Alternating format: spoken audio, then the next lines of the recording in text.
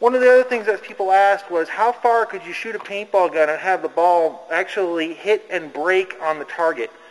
For the record, my long-distance shot record is about 250 feet. So we're using the same course as we did the last time. We've got all the barrels set out about 50-foot increments here. So I'm going to try to hit the barrel all the way in the back, the 250-foot barrel, and I'll walk it in from there, see how it works. I should also mention, just for the record, I am using Evil paintballs, and my gun is chronographed to approximately 285 feet per second. So that's not terribly unrealistic for most walk-on play. Alright, here we go, 250-foot barrel.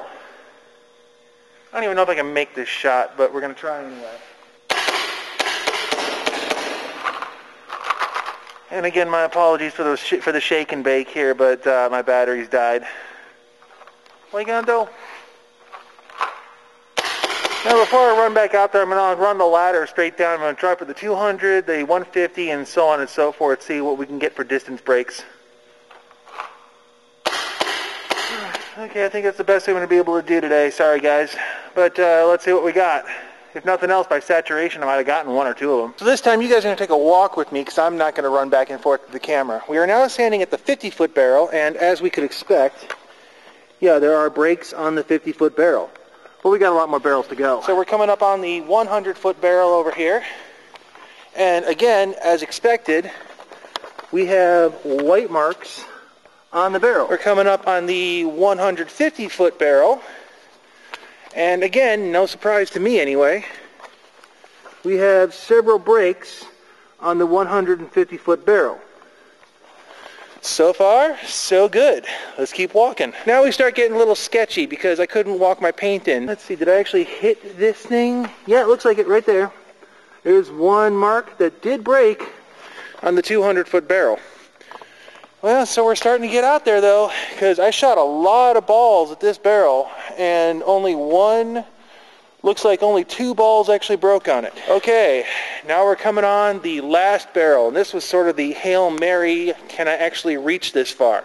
And it looks like a couple of marks on here. There's one there, there's one down there, and on the ground, a lot of my paintballs are unbroken, as you can see down here.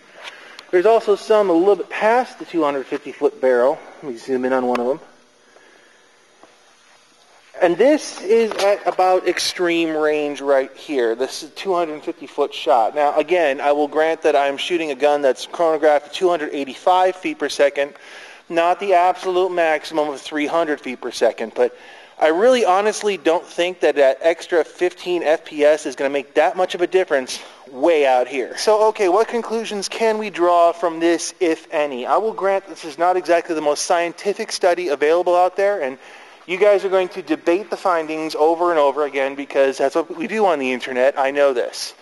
But in this particular experiment, using this particular paint with this particular gun and this particular barrel, we can get about a maximum range of approximately, I'll call it 240, 250 feet, where you can still get a ball to break on the target.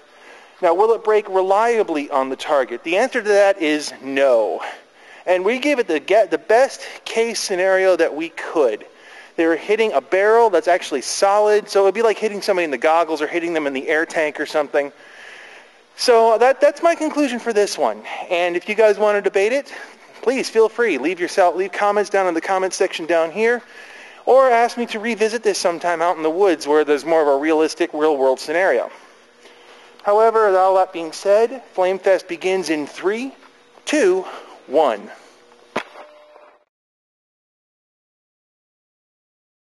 Of course, it would probably help if I could hit the broadside of a barn today, but you know, that happens.